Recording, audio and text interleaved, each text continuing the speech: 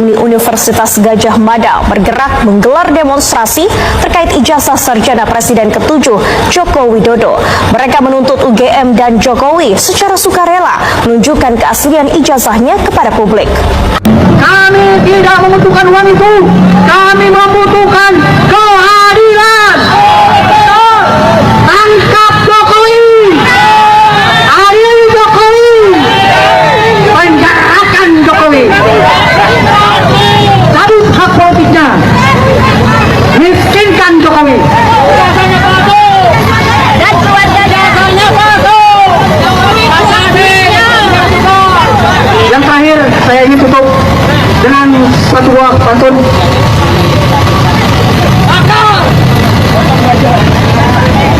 Burung walet, burung seriti, kebawa gue mandi di komangan. Kalau niat sudah maka hati. Bajingan-bajingan oligarki penguasa bukan sebuah halangan. Takbir, takbir, takbir. Assalamualaikum warahmatullahi wabarakatuh. Terima kasih kepada Kang Didin, dan untuk selanjutnya kami mempersilakan Bapak dari Akademisi UIWAN atau KTB atau Kang Tinggal. KTB, mungkin KTB duluan ya. Silakan Pak, cerita saat itu UIWAN juga ada bersama kami di Bawaslu.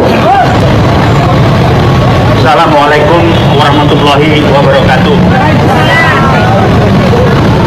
Kami dari UIWAN yang berusaha mewakili jaket kuning UI sebagai kampus perjuangan, sementara kampus kami sendiri di Brangus tidak bisa berbunyi keluar. Tolong dipahami. Nah, yang lain yang ingin kami sampaikan adalah bahwa kita sebagai bangsa dan negara menjadi kacau balau ribut begini sejak Jokowi menjadi presiden, ditambah lagi 2 periode. Kenapa? Saya berani mengatakan Jokowi adalah PKI yang bersembunyi dan tampil yang saya sebut dengan PKI gaya baru. Apa dasar saya bilang dia PKI? PKI udah diberangus, maka dia muncul dengan PKI gaya baru. Salah satu pernyataan yang tidak ditanggapi oleh masyarakat secara serius pada waktu dia masih jadi presiden tahun 2024 di bulan Februari lewat salah satu Kepersian nomor 8 menyatakan dalam peristiwa G30S65 PKI adalah korban. Tolong dicatat, dia berani bilang PKI adalah korban. Untuk itu keluar Kepres dan Impres bagaimana negara membantu membiayai keluarga-keluarga merehabilitasi namanya, dan keluarga-keluarga harus disantuni oleh negara. Oh, ini nggak diangkat. Orang-orang mereka membelokkan ke oligarki. Oligarki itu nggak ada bapaknya. Kenapa yang kita diangkat Jokowi PKI gaya baru? Itu yang diangkat. Jangan mau dibelokkan ke oligarki, nggak ada urusan itu. Riset 2015 dipaparkan bahwa PKI akan nusuk dan mengendalikan Polri. Kebukti sekarang. Coba Polri kalau sedikit diganti lain. Terus sedikit itu orangnya Jokowi, satu kampung lagi di Solo sana. Selama nggak diganti akan begini jadinya. Apalagi DPR disusupi, nggak berbunyi wakil rakyat kita. Jadi 2 ini aja, tolong cek. Presiden-presiden kita sebelum Jokowi pernah bikin ribut nggak negara ini? Bangsa ini nggak pernah. Sejak Jokowi bikin ribut terus. Itulah upaya PKI yang baru, dendam yang dia sedang usahakan terus pada kita menumpas PKI G30S PKI tahun 65. Sayang alami. Dan Jokowi terus bermain dengan PKI gaya barunya dengan bermainkan anaknya Ciplang, Buming Raka, Ciplang Aplongo, matanya mata ini apa namanya narkoba, coba didorong ke atas dengan segala macam. Jadi akan lakukan. Terima kasih. Memang Jokowi mesti dikerangkeng. Jadikan dia satu-satunya mantan presiden Republik Indonesia yang dikerangkeng seumur hidup. Uang pengusapan, rusak kambangan, yang merusak bangsa ini. Tolong cek data utang kita sejak Jokowi. Kita nggak tahu. Kita akan diadu dengan aparat, tahu saya.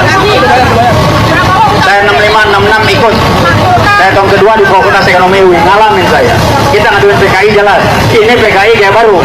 yang namanya Jokowi. Pokoknya marah, bukannya marah. Saya kenal beliau, approach-nya hebat, orangnya kayaknya rendah hati ini segala macam.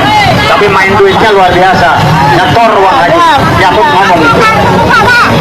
Kok ini didemin, jaringan dia masih bermain. Siapa sih rekam? Kok bisa Gibran muncul lagi? Nah, sekarang udah diturunkan lewat putusan MK, dia boleh nangis Bombay.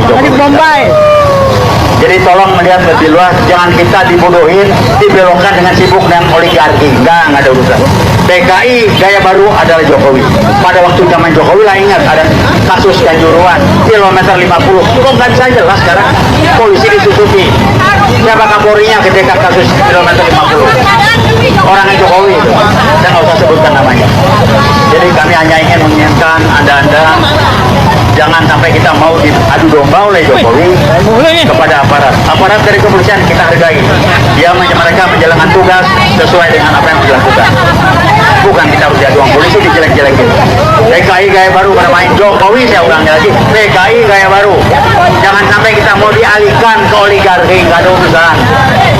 Aguan oligarki ya, kok dia bisa dia nyetor ke Jokowi berapa triliun? Kalau nggak nyetor nggak mungkin. Saya orang bisnis dulu, tahu saya Jokowi terima duit banyak, makanya bisa bikin PK dijual. Kalau didemin, nyetor. Jadi itulah PKI gaya baru, berusaha narik anaknya yang namanya Gibran, pelangap pelongo, mukanya muka orang kena narkoba, nggak ada isi kepalanya, nggak tahu bermain di Sirekap, kok bisa jadi wapres? Anda bayangkan nggak? Kita punya wapres yang namanya Gibran, SMA aja nggak lulus, pendidikannya nggak jelas, otak-otak nggak jelas, muka-muka pelangap pelongo, dipaksa. Saya nggak tahu apa yang terjadi di Sirekap. Ini permainan PKI gaya baru, ngacak-ngacak. Presiden sejak Jokowi, Republik dibikin amburadul.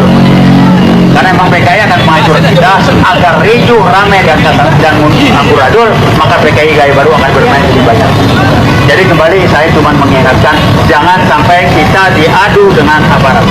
Aparat melaksanakan tugas, rekan-rekan kami dari kepolisian kami menghargai, tolong juga pahami, kita menghargai kesulitan Anda, tapi jangan sampai rekan-rekan diadu dengan polisi dan juga sebaliknya.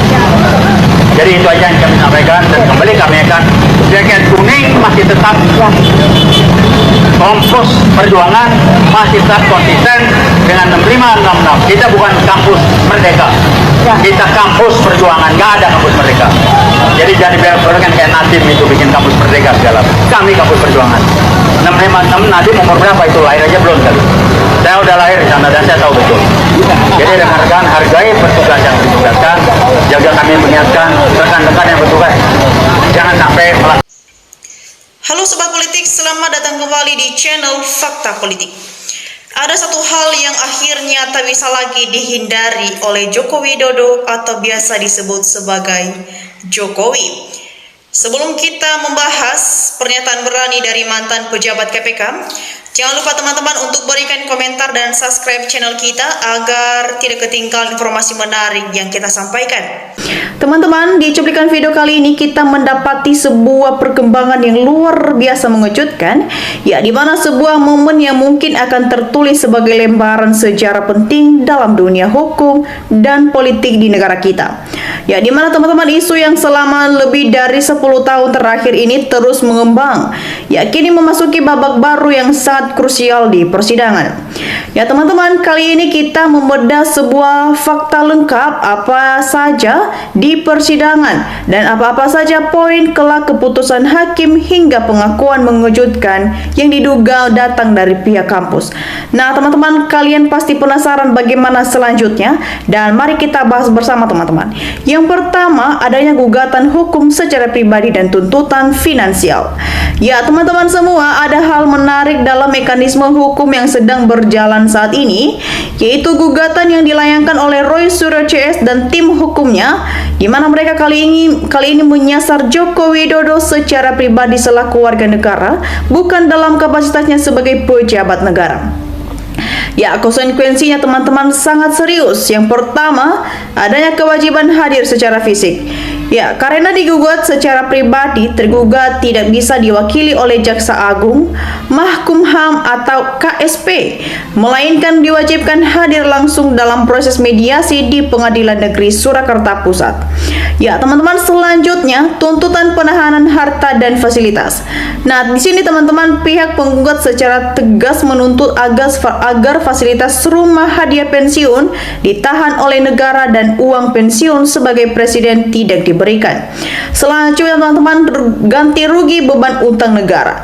Nah, di sini alasan dibalik penahanan aset tersebut adalah agar digunakan sebagai pengganti kerugian utang negara luar negeri yang membengkak selama periode 2015 sampai 2024. Ya, ini diperkirakan mencapai 5.600 hingga 5.700 triliun.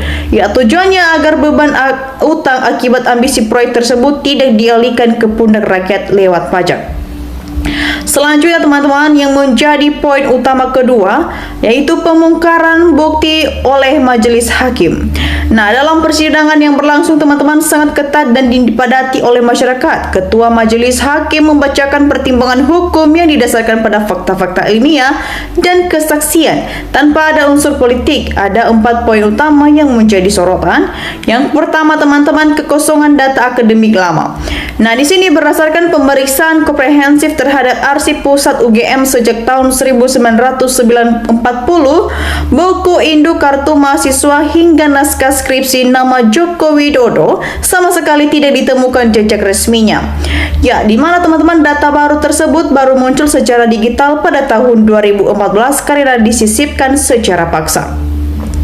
Ya teman-teman semua, yang menjadi poin ketiga yaitu adanya pengakuan mengejutkan dan perminta maaf pihak kampus.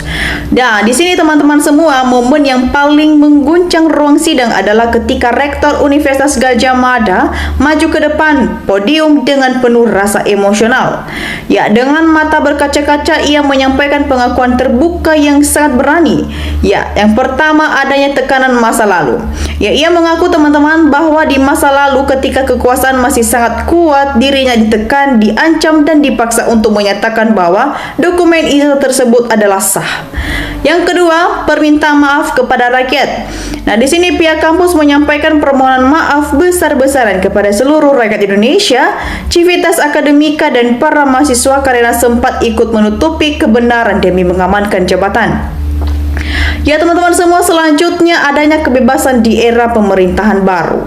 Nah, di sini teman-teman, Rektor menegaskan bahwa di bawah pemerintahan baru saat ini, hukum ditegakkan dengan adil hingga ia merasa aman untuk membuka dokumen asli ke pengadilan untuk meminta maaf daripada menanggung beban kebohongan seumur hidup.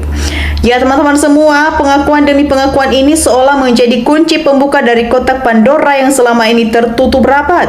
Ya, jika pihak universitas itu sendiri sudah angkat bicara dan menyerahkan bukti baru, ya maka posisi hukum akan semakin menderang dan tidak ada lagi celah untuk mengelak. Ya teman-teman semua, bagaimana tanggapan kalian mengenai jalannya persidangan dan pengakuan mengejutkan ini? Apakah ini akan menjadi akar dari akhir polemik panjang ijazah palsu?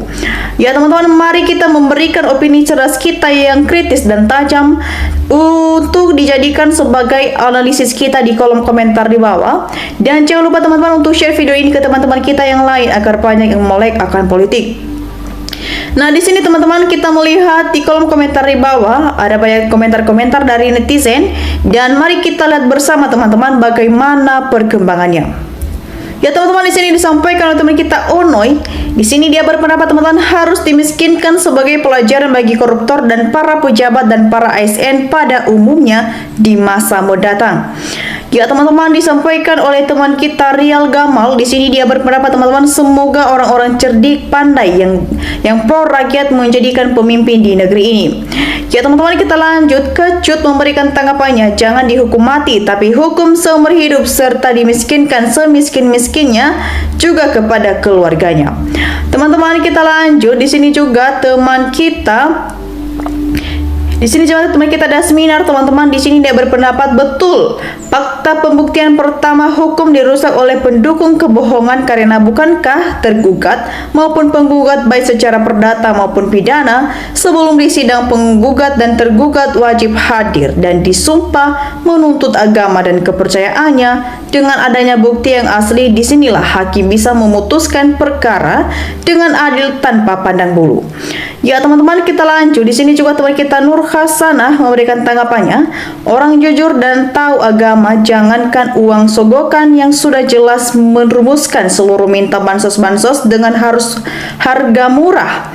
Ya, memang kalau jadi orang miskin juga nggak mau, takut termakan sumpahnya sendiri karena sama saja nggak yakin sama Allah Maha Kaya dan Maha Berkuasa dan berhak menjadikan kita kaya, kan? Itulah yang terjadi dari awal lingkaran ayatan yang menyesatkan, termasuk dari ujian orang-orang sabar dengan ikhlas saat ini.